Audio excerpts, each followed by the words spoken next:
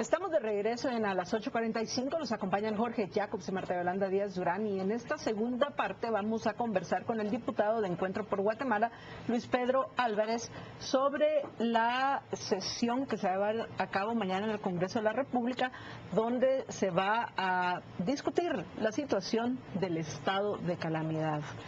Que lleva ya ¿cuántos meses de estar, entre comillas, vigente? Y quiero que pongamos atención a este punto. ¿Vigente? ¿Es legal el que hayan mantenido todo este tiempo el estado de calamidad como la excusa para trabajar y hacer compras sin pasar por los procesos que manda la ley de contrataciones del Estado? Luis Pedro, muy buenas noches, bienvenido. Buenas noches, Marta Yolanda, buenas noches, Jorge. Para nosotros en la bancada y el Partido Encuentro por Guatemala definitivamente no es legal. Razón por la cual pues nosotros no somos jueces, hemos interpuesto una acción de amparo en contra del Congreso de la República. Ya fuimos notificados de la última audiencia de las 48 horas establecidas en la ley de amparo, exhibición personal y de constitucionalidad, y esperamos que pueda ser resuelta en sentencia de parte de la Corte de Constitucionalidad lo antes posible para que realmente se resuelva en definitiva este problema que se viene dando de antaño en el Congreso de la República. No es la única legislatura, pero se ha agravado porque este gobierno ha estado utilizando los estados de excepción como la regla y no la excepción, valga la redundancia. Yo quisiera que cada uno de las personas que nos sintonizan hagan su propio análisis, porque si no dicen que como somos diputados de oposición, que lo decimos por tener una bandera política, y yo quisiera que cada quien haga su análisis y lleguen a sus propias conclusiones. El artículo 138 de la Constitución, y voy a leer solo la parte conducente, habla de la limitación a los derechos constitucionales y dice que es obligación del Estado, esta es la premisa mayor, que es obligación del Estado y las autoridades mantener a los habitantes de la nación en el pleno goce de los derechos que la Constitución garantiza. Esa es la regla. Y establece pues algunos casos en que cuando concurren ciertas circunstancias se pueden limitar. Esto es delicadísimo, porque estamos hablando no únicamente del tema de contrataciones de compras sobrevaloradas y corrupción, estamos hablando de limitaciones a garantías individuales esenciales, como por ejemplo la detención, el tiempo de presentación ante un juez, el motivo de la detención. Realmente son derechos penales básicos que se están limitando, el derecho a asociación, de manifestación, etc. Libre emisión del pensamiento en algunos casos. Entonces, habla también este artículo de la Constitución que el decreto debe especificar, aparte de que es excepcional, los motivos que lo justifican, los derechos que no puedan asegurarse, el territorio que afecte, el tiempo que durará su vigencia. En las supuestas prórrogas, por ejemplo, para mañana en el Congreso de la República, la supuesta agenda o el orden del día consensuado, porque después resulta que a veces meten mociones privilegiadas, muchas veces hasta de forma ilegal, la bancada patriota o la bancada oficial y sus aliados, para cambiar totalmente lo que se llegó a un consenso en los jefes de bloque, que eso no debería pasar, pero es también lo que ha estado sucediendo y esperemos que no suceda mañana. Lo consensuado es que se conozca como punto número 1 de la agenda la prórroga o la aprobación, en todo caso revocación o modificación del decreto gubernativo 2-2003 que salió publicado en el Diario Oficial el 5 de febrero de este año. Imagínense, el 5 de febrero de este año. Dice también este artículo 138 de la Constitución que se convocará al Congreso para que dentro del término de 3 días lo conozca, lo ratifique, modifique o impruebe. En caso que el Congreso estuviera reunido, deberá conocerlo inmediatamente. La interpretación que han hecho los partidos oficiales ha sido que si no se conoce en esos 3 días, que se envía a la Comisión de Gobernación del Congreso de la República y ahí puede dormir el sueño eterno de los muertos, o en todo caso cuando haya un dictamen se regresa al Congreso de la República, al Pleno, para que pues ya pueda ser conocido y votado, en fin, discutido, que no ha sucedido en ninguna de las oportunidades. Y para mientras, según ellos, está vigente, según ellos, para nosotros no. Estamos hablando, y vuelvo y repito, y subrayo, estamos hablando de limitaciones a derechos constitucionales, y por eso la Constitución es muy clara y muy sabia. El espíritu de la Constitución es que si no se conoce por digamos, en este caso, la Asamblea, que es el Congreso de la República, el máximo órgano con representación del pueblo de Guatemala, que sirve como balance de peso y contrapeso al Ejecutivo, si no se conocen esos 3 días, ipso iure, es decir, de pleno derecho, debería, es nuestro criterio, y según la misma Constitución, según el artículo 44 y 46, debería automáticamente quedar sin efectos. Y nosotros por eso, en la bancada, pues decidimos ir a la Corte de Constitucionalidad para parar, pues a través de la acción de amparo, para que esta pésima, ilegal y siniestra, diría yo, práctica de parte de los gobiernos de turno, porque no ha sido el único, la bancada oficial, por supuesto que ellos lo criticaban muchísimo cuando estaban en oposición y ahora es lo que están haciendo. Queremos que la Corte pues ponga un punto y final a esta pésima práctica y, como sabemos, el error nunca es fuente de derecho.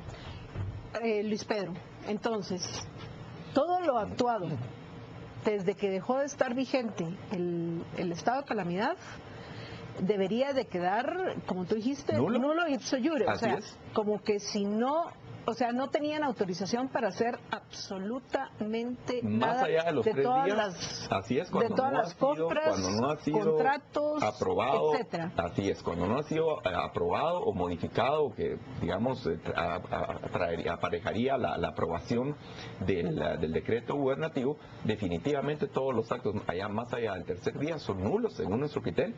Lo hemos denunciado públicamente, así es que los funcionarios y empleados públicos están sabidos de que nosotros hemos hecho las denuncias, y no solo nosotros, algunos otros juristas también y algunos otros diputados están sabidos y advertidos de los efectos de sus actos, y para nosotros consecuentemente son responsables administrativa, civil y penalmente por haber ejecutado acciones abiertamente ilegales que no estaban obligados de conformidad con la Constitución a obedecer órdenes ilegales, así sean del presidente o vicepresidente de la República, y en todo caso de indemnizar al pueblo de Guatemala por estas ilegalidades, porque lo que están haciendo, y nosotros sí hemos ido a San Marcos en más de 3 ocasiones, lo pueden ver en nuestras páginas públicas de redes sociales, en Facebook o en Twitter, nosotros sí hemos visitado, a diferencia, la vergüenza es que el gobernador de San Marcos nos dice, mire, son los primeros diputados que vienen aquí a San Marcos, ni siquiera los de la bancada oficial, ni siquiera sus representantes han estado ahí presentes, y eso sí, se ponen a defender el supuesto estado de calamidad o excepción en el Pleno, cuando ni siquiera han ido a verificar que no están haciendo absolutamente nada por la supuesta reconstrucción. Pero bueno, básicamente, lo que yo quería preguntarte es, lo que ellos están haciendo es un fraude,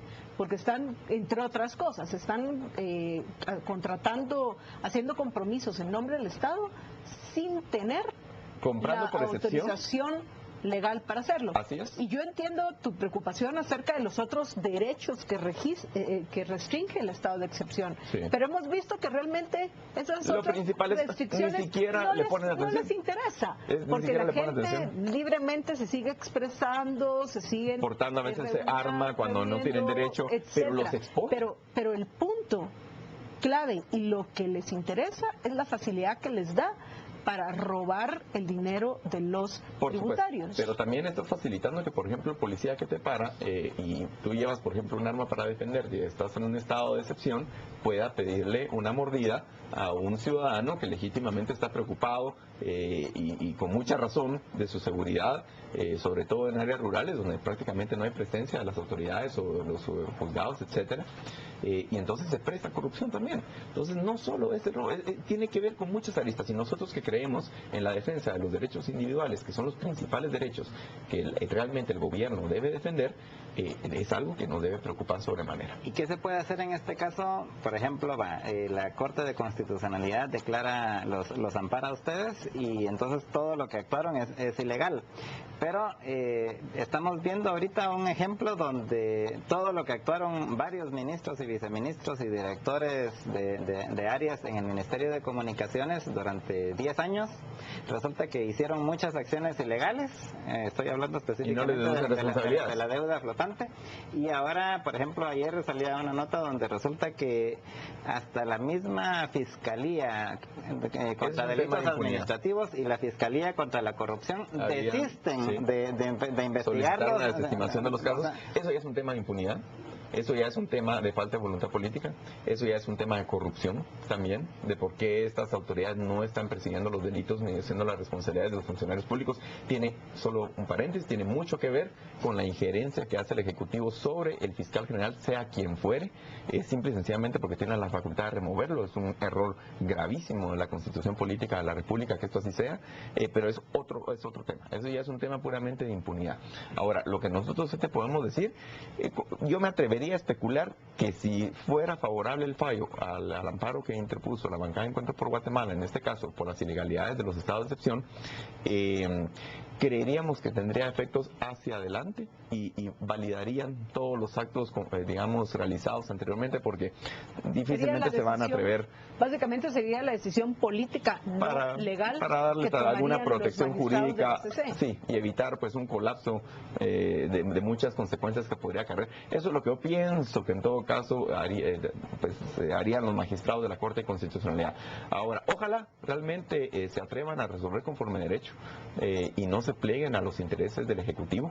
Nosotros esperamos y confiamos realmente que pueda haber esa independencia, y no solo por el tema de ahorita al corto plazo, sino para el largo plazo, para la institucionalidad del país, para que no se utilicen los estados de excepción que deben ser realmente una, como su nombre lo dice, una excepción a la regla. En Guatemala ya por cualquier cosa, un asalto en tal lugar, excepción. Un río se desbordó, excepción.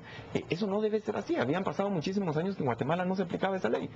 Y lo peor es que el puente que van a reponer es el que hicieron el año pasado, porque básicamente son desechables. Hoy tanto puentes, carreteras, bueno, cualquier trabajo que hagan lo están preparando para volverlo a hacer el año entrante. Pero, Luis Pedro, nos quedan poco más de un minuto. Y yo quisiera, y Jorge y los televidentes, que escuchar cuál es tu... ¿Qué pensás que va a pasar mañana en el Congreso de la República? Mira, como les decía, especular es muy difícil, porque podrían pasar muchísimas cosas. ¿Pero cuál es el escenario más posible? Yo creo que no tiene los votos la bancada oficial como para llevar los bonos hacia adelante para el día de mañana. ¿No lo han presentado todavía la Tengo propuesta? entendido que no, que la iniciativa de ley ni siquiera se ha presentado al Congreso de la República formalmente. Ya existe, pues, como todos ustedes saben, el voto favorable o el visto bueno de la Junta Monetaria, pero nosotros creeríamos que no se va a conocer el día de mañana, que probablemente sea para la próxima semana este tema. ¿Qué podría ser mañana? Pues teóricamente este tema de lo del estado de excepción, supuestamente se estarían conociendo o dándole lectura a más de 100 iniciativas de ley para que pasaran, que han estado ahí pues creando una presa durante todo el año, presentadas por los diferentes diputados al Congreso, para que puedan enviarse a las diferentes comisiones de trabajo del Congreso de la República. Si creería que eso es lo que va a pasar. Pero bueno, uno nunca sabe si esta gente obviamente pues llegara a tener los votos necesarios. Si hemos visto como pasó con el presupuesto de este año o como pasó con los préstamos del año pasado, que repentinamente había un dictamen ya traído, saber de dónde, de la Comisión de Finanzas del Congreso, y fueron aprobados en su momento. Pero gracias Marta Yolanda, gracias Jorge, y yo le pediría a la población que estén muy atentos, estén vigilantes y sobre todo que defendamos nuestros derechos individuales a toda costa. Luis Pedro, muchísimas gracias por habernos acompañado. Vamos a una breve pausa y regresamos con ustedes en unos minutos a las 8:45.